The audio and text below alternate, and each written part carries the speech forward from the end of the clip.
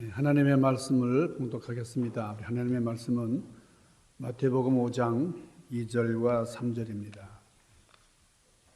입을 열어 가르쳐 이르시되 심령이 가난한 자는 복이 있나니 천국이 그들의 것임이요. 오늘 팔복에 대한 그런 말씀을 생각을 하려고 하는데, 이 팔복 중에서도 가장 처음에 주어진 그런 말씀입니다. 오늘이 11월 첫 주일, 우리 감사의 달 첫 주일인데, 우리 감사의 달을 맞아서 정말 감사하며 살 수 있기를 바랍니다. 우리가 이 감사하는 것이 참 쉽지가 않은데, 우리 감사의 달만이라도 정말 감사하면서 살 수 있기를 바랍니다. 우리가 다른 사람에게 강요하기가 참 힘든 게 두 가지가 있어요. 그게 감사, 그리고 용서입니다. 근데 감사라고 하는 게 억지로 되는 게 아니잖아요. 내 마음 깊은 곳에서부터 정말 우러나오는 그게 감사지. 감사해, 감사하지, 이렇게 강요해가지고 이렇게 받아내는 감사는 진짜 감사라고 할 수가 없습니다. 용서도 내가 자원해서 할 때 의미가 있죠. 억지로 용서가 됩니까? 용서한다고 하지만은 이게 진짜 용서가 아니죠. 억지로 감사할 수 없고 억지로 용서하기가 어렵습니다. 그래서 감사와 용서는 강요할 수 없는 거예요. 우리는 감사 기계가 아닙니다. 그냥 버튼만 톡 누르면은 감사합니다, 감사합니다 이런 소리를 내는 그런 기계가 아닙니다. 정말로 감사한 마음이 우러나오는. 하나님은 우리를 그런 기계적으로 만들지를 않으셨어요. 형식적인 감사를 받기를 원치 않으시고 정말 좀 우러나오는 진정한 감사를 원하시는데, 우리가 언제든지 감사하며 살아야 되겠지만은 이달 한 달만이라도 정말 감사하며 사는 우리가 되기를 바랍니다. 사람들이 제일 싫어하는 게 뭘까요? 제일 싫어하는 것 중에 하나가 가난입니다. 가난한 것을 좋아하는 사람이 있을까요? 어떤 유명한 사상가가 이런 말을 했어요. 가난해지지 않도록 결심하십시오. 가난은 행복의 적입니다. 그랬어요. 그러니까 이게 우리 모두의 입장일 겁니다. 우리 모든 사람을 대변하는 말 아닐까요? 가난이라는 것은 참 비참한 거죠. 가난 그 자체만의 문제가 아니고 이 가난 때문에 여러 가지 문제들이 많이 일어나요. 죄악의 원인이 되기도 하고, 정말 이렇게 도둑질하거나 강도질하는 사람들도 가난해서 없기 때문에, 그 결핍 때문에, 그래서 범죄에 소굴로 들어가는 경우가 많이 있지요. 그러니까 가난이라는 것은 우리에게 적이나 마찬가지예요. 가난을 좋아할 수가 없어요. 그럼에도 불구하고 우리 주님께서는 가난한 사람 복이 있다. 심령이 가난한 사람은 복이 있다. 이렇게 말씀을 하셨어요. 모든 사람은 다 이렇게 가난을 멀리하기를 바라고 행복해지기를 원하면서 사는데, 그래서 나라마다 다 행복 추구권이 있습니다. 모든 나라의 헌법에 보면은 대개가 이 행복 추구권이라는 게 있고요. 우리 한국의 경우도 모든 국민은 인간으로서의 존엄과 가치를 가지며 행복을 추구할 권리가 있다. 우리 헌법 10조에 있는 그런 말씀이에요. 자, 예수님께서도 산상수훈에 대한 말씀을 이제 하시면서 이 행복에 대한 말씀을 하셨어요. 그래서 우리 사람들은 이 대목을 산상수훈이다 그렇게 얘기를 하고, 또 팔복이다 그렇게 얘기를 합니다. 8가지 얘기를 아주 보석 같은 말씀을 하셨다 그래서 팔복이라고도 하고, 또 산에서 이 말씀을 하셨기 때문에 산상보훈이다 이렇게도 말씀을 이제 하는데, 오늘 3절 말씀, 주님께서 입을 열어서 가르쳐 이르시되, 입을 열어서 말씀하시는데 그 첫째가 뭐냐면 심령이 가난한 자입니다. 심령이 가난한 자는 복이 있나니 그랬어요. 그러니까 천국은 심령이 가난한 자의 것이다 이렇게 말씀을 하셨어요. 그러니까 참 팔복 중에서도 으뜸되는 그런 말씀이 심령이 가난한 사람. 그러니까 천국이 누구 것이냐? 심령이 가난한 사람의 것이다 라는 말씀이에요. 그러면 심령이 가난하다라는 말은 뭐냐? 무슨 뜻이냐? 우리 헬라에 보면은 이 가난하다는 그 의미의 단어가 여럿 있습니다. 이 가난하다라고 하는 뜻이 있는 단어들이 여럿 있는데 그 중에 하나가 푸토코스라는 단어예요. 푸토코스. 이 푸토코스라고 하는 단어가 오늘 본문에 나온 이 가난, 심령이 가난한 자 그런 말인데 우리가 굳이 뭐 헬라어를 알아야 할 필요는 없습니다만은 그러나 오늘 본문의 말씀 그 뜻을 우리가 잘 이해하려면 자, 이 가난이라고 하는 말, 이 푸토코스라고 하는 말은 아주 찢어지게 가난한 거지 같은 가난을 말하는 거예요. 그러니까 내가 너무 가난해가지고 내 존재를 드러내고 싶지 않은 내 신분을 감추고 싶은 그런 가난이 푸토코스라는 단어예요. 그러니까 우리가 보통 일반적으로 가난하다라고 하는 단어는 페네스라는 말이에요. 페네스. 이 페네스라는 말은 여유가 없는 삶을 말합니다. 그러니까 아유 내가 뭐 하고 싶은데 여유가 없어서 못해요. 아유 나 그 화장품 쓰고 싶은데 그 못 사. 아유 내가 참 사고 싶은데 말이야. 이런 게 페네스예요. 그러니까 뭐 일상 삶을 사는 데는 큰 문제가 없는데 뭘 하고 싶은데 그 못할 때 그런 가난을 페네스다 그렇게 얘기하는 거예요. 그러니까 뭐 먹고 살 수 없을 정도는 아니지만은 삶의 여유가 없는 그런 가난은 페네스다. 그러니까 뭐 생명에 큰 지장이 없어요. 사는데 불편할 뿐이지. 그러니까 그런 가난은 페네스인데 오늘 주님께서 말씀하신 심령이 가난한 자라고 할 때 이 가난이라는 말은 푸토코스. 무지무지 가난한 거예요. 그러니까 아무것도 없어서 빌어먹어야 되는. 여러분 성경에 보면은 나사로 같은 사람, 나사로 아주 빌어먹던 사람이잖아요. 이 거지 나사로가 있어요. 동냥을 하면서 살아야 하는 그런 가난, 그것이 푸토코스입니다. 그러니까 주님께서 말씀하신 이 복이라고는 그런데 이 가난이라고 하는 것은 아무리 생각해도 복이 되기가 참 어려운 것 같아요. 그렇잖아요? 어떻게 가난을 포장한다고 해서 그게 복이 되겠냐 말이에요. 근데 우리가 분명히 기억해야 할 것은 이 말씀이 바로 하나님의 아들이신 우리 주님께서 직접 하신 말씀이라는 거예요. 자, 오늘 말씀에 심령이 가난한 자다 이렇게 얘기를 했는데 이거는 영적인 가난을 말하는 겁니다. 우리의 영이 우리 내면의 가난을 말하는 거죠. 그러니까 하나님 앞에서 가져야 할 마음의 태도를 가리키는 겁니다. 우리가 하나님 앞에 나올 때는 가난해야 된다는 거예요. 가난한 마음으로 주님께 나와야 된다 하는 거죠. 그러니까 세상에 어떤 것 가지고 나오는 게 아니에요.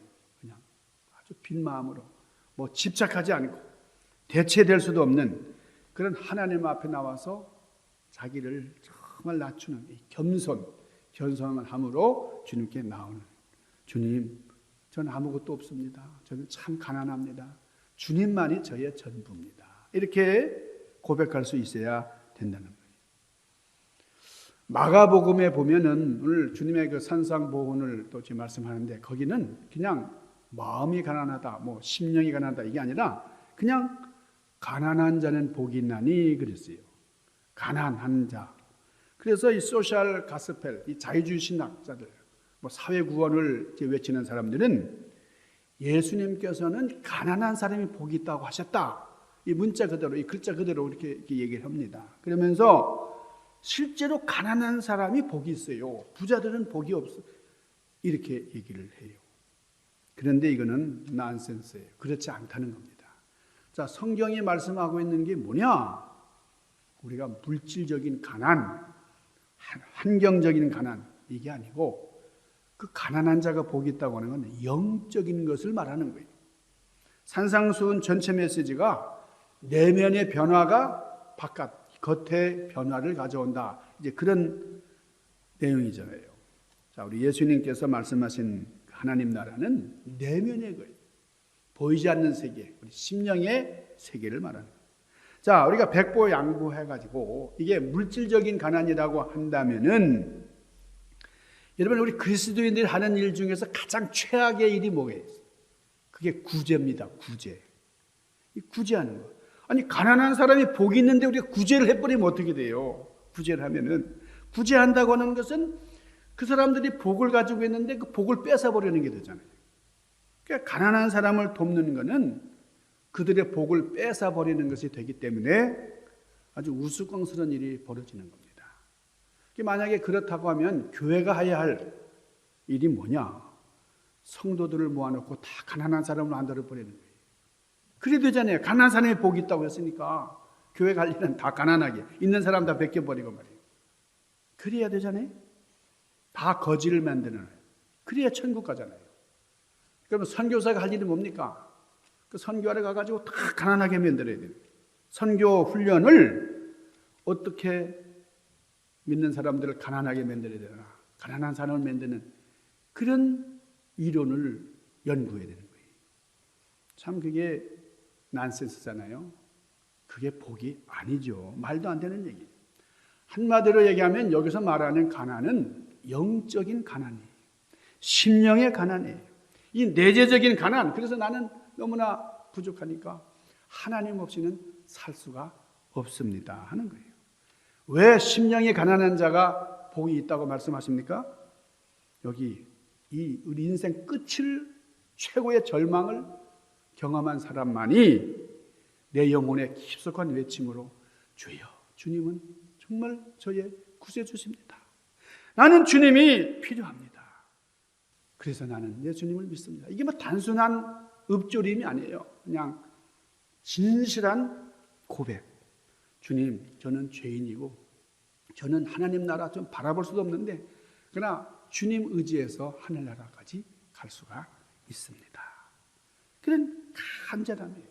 그러니까 심령에 통회하면서 저는 하나님밖에 없습니다. 하나님의 도우심이 아니면 살 길이 없습니다.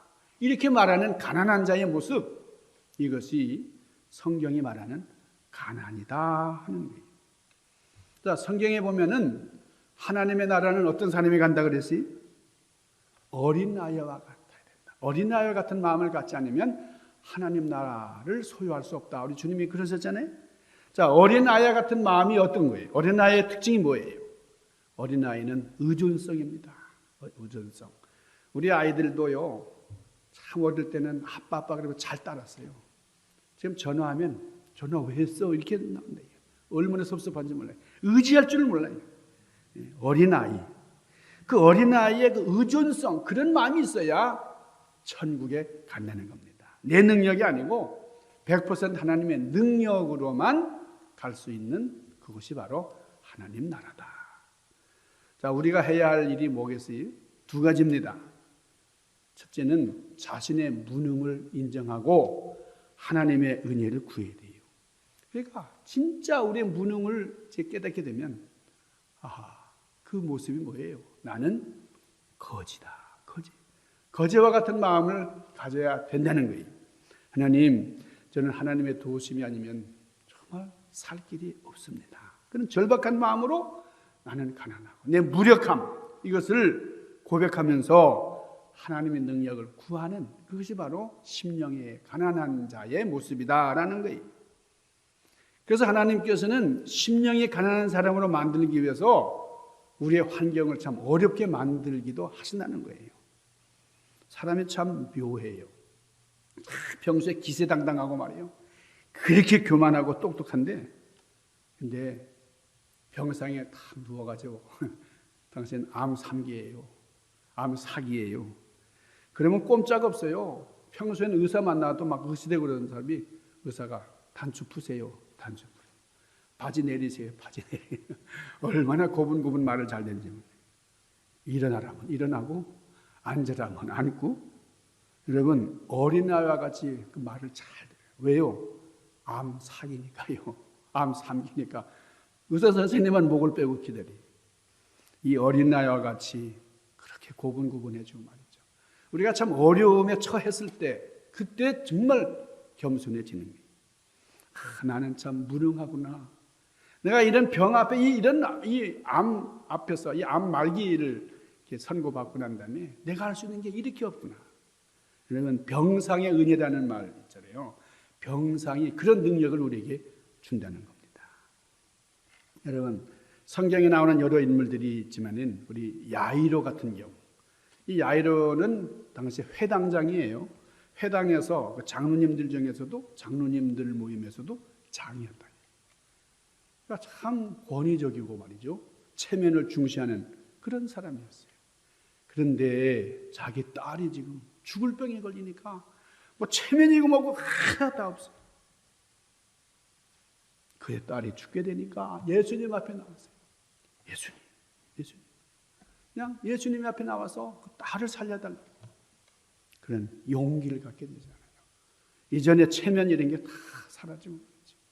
그런 발걸음, 그게 바로 가난해진 모습이에요. 가난은 우리에게 용기를 줍니다. 많은 사람들이 기도하는 것을 꺼려해요. 기도를 안 해요. 왜 그렇죠? 가난하지 않으니까요. 여러분, 가난하면 기도하는 거예요. 바리새인과 세리의 기도를 우리가 잘 알잖아요. 예수님께서 회당에서 바리새인의 기도와 세리의 기도를 이렇게 보셨는데, 여러분, 그 세리는 가슴을 치면서 통회하면서 정말 가난한 모습으로 간구하는 그런 모습이었어요. 심령이 가난하지 않으면 기도하지 않아도 살 수 있을 것 같은 거예요. 그런데 정말 내가 가난에 처하면 기도하지 않고는 살 수가 없구나. 나는 지금 정말 숫기가 없어가지고 다른 사람 앞에 서기가 어려워. 나는 그래서 전도도 못해. 그러던 사람도 정말 생명구원을 하고 이게 진짜 복음이다. 이게 진리다. 이런 걸 알게 되고 절박하면요. 용기를 내게 되는 겁니다. 여러분, 정말로 가난하면은 부끄러움을 뛰어넘어요. 우리가 미국에 이민 와서 살지만은 한국에서는 해보지도 않은 뭐 접시 돌리기라든지 뭐 페인트 칠한다든지 뭐 여러 가지 3D 우리가 뭐 마다하지 않고 이제 뛰는 사람들 많습니다. 여러분, 우리의 처한 환경이라는 게 정말 가난해지면은 체면이라고 하는 한계를 뛰어넘는 거예요. 이 한계를 뛰어넘는 이것이 바로 가난이 주는 능력이에요. 하나님 앞에서 우리가 많이 기도하고서 우리가 능력을 취할 수 있는데, 능력을 구하는 일이 뭐냐? 영적인 가난이라는 거예요. 그냥 교만하고 나는 똑똑하고 뭐 배는 게 없어요.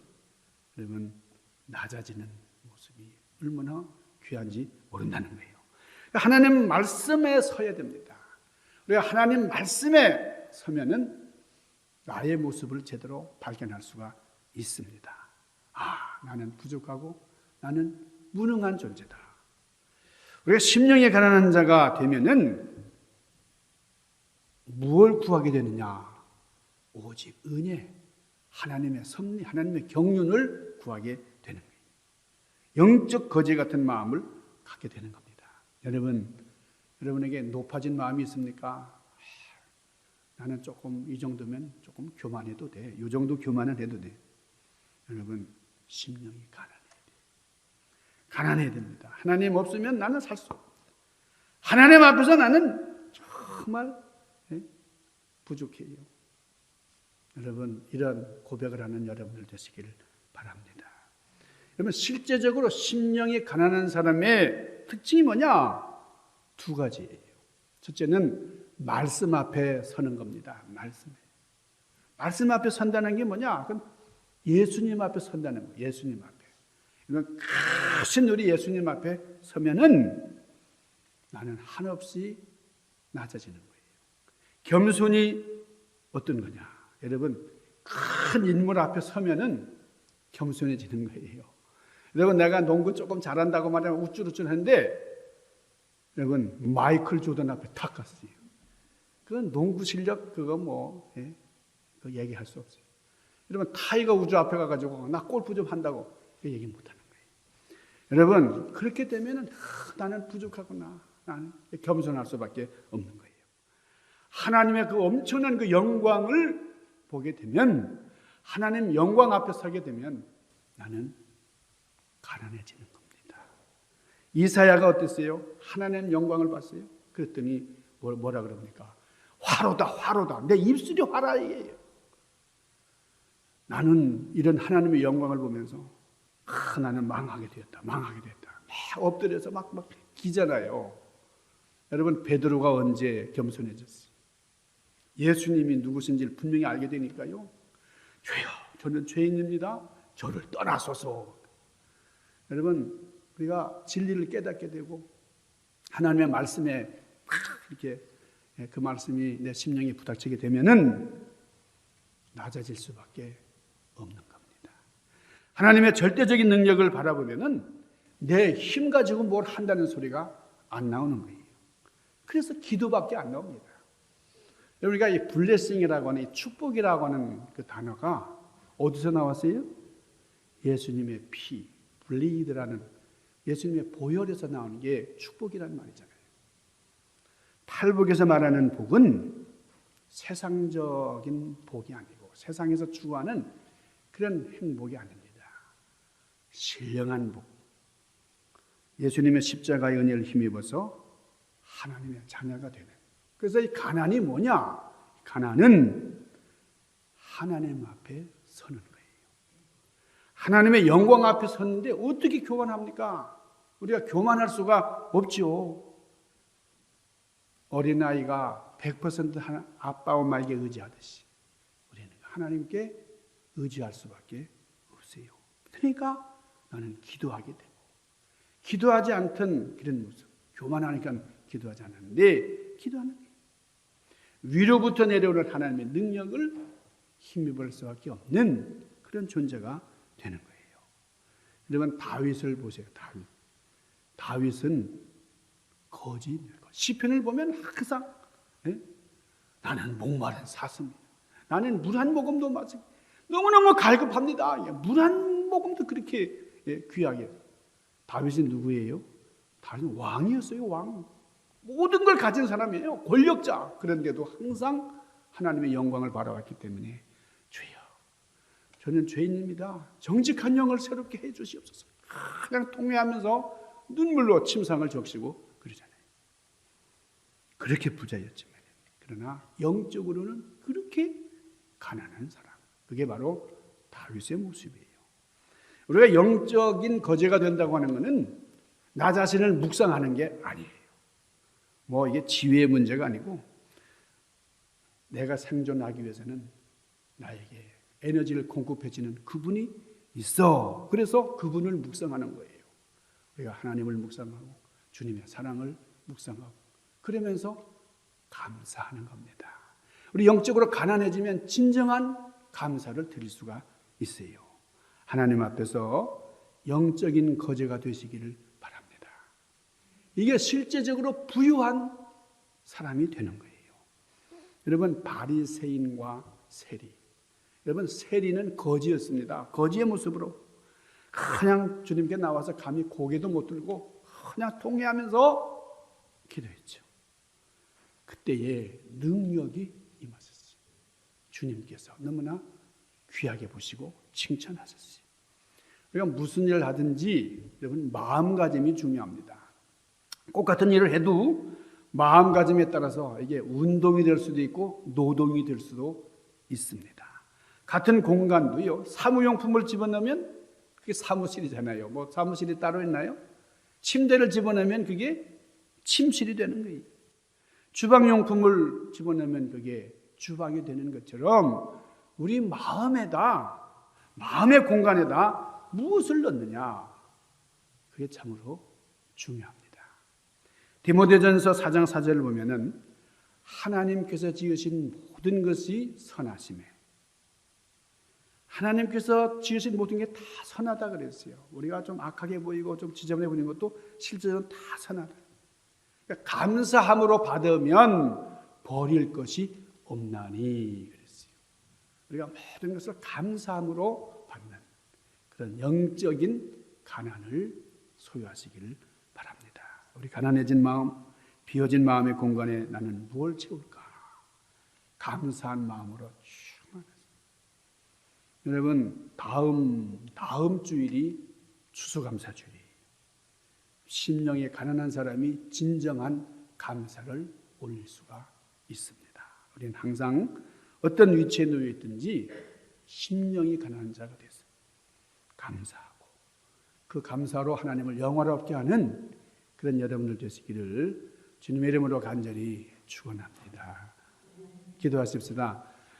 거룩하신 아버지, 진정으로 마음이 가난해지고 영적으로 가난해져서 천국을 소유하고 하나님의 영광을 찬미하면서 우리 인생이 복되고 우리의 후손이 창대해지는 놀라운 축복의 주인공들 되도록 섭리하여 주옵소서.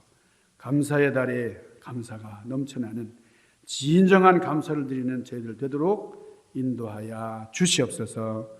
예수님 귀하신 이름으로 간절히 구하옵나이다. 아멘.